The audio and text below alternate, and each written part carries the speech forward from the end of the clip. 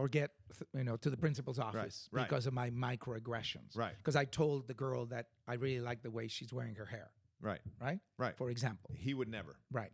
So that has spread like wildfire. Sure. And so the young boys who traditionally would have, given a girl a flower, some chocolates, or maybe a toy bear or what have you, especially at Valentine's, they're scared.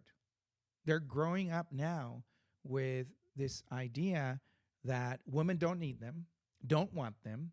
They see them as offensive creatures, what people coarsely and rudely called, the male toxicity model, right?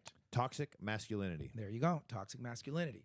So, that also causes more stress among those young men who are going through puberty, who have natural increase in their libido, who want a relationship with a girl as friends initially, of course, and want the ability to feel comfortable and not rejected by any minor advance. Well, it's like a pendulum, right? Because it used to be that the women were a bit uncomfortable because it was too aggressive. Yes. And now we've swung too far, I think, the other way, where the men are uncomfortable, and the result is even less sex. Less interaction. Right. And, it doesn't help when there are dozens and dozens of current podcasts detailing that women don't need men. I can have a body count of as many as I want.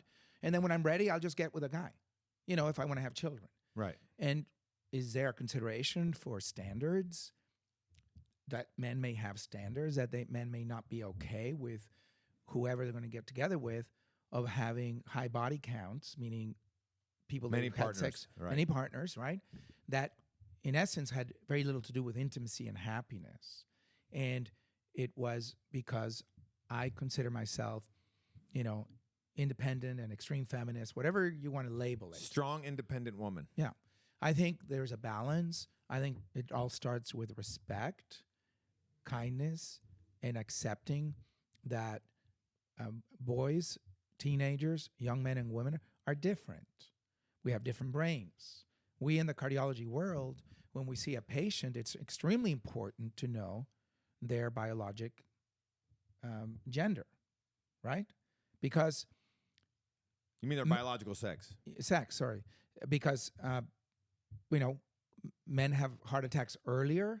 And typically, as men, have more, I'm talking about XY chromosome men, have more risk factors. Sure. Yeah, we had a whole for podcast cardiovascular on disease. Right. Earlier heart attack, stroke, sudden cardiac death, heart failure. We'll put a link to that podcast. Yeah. And also prostate issues as time goes on. You don't get away from that just because you say, I am a woman.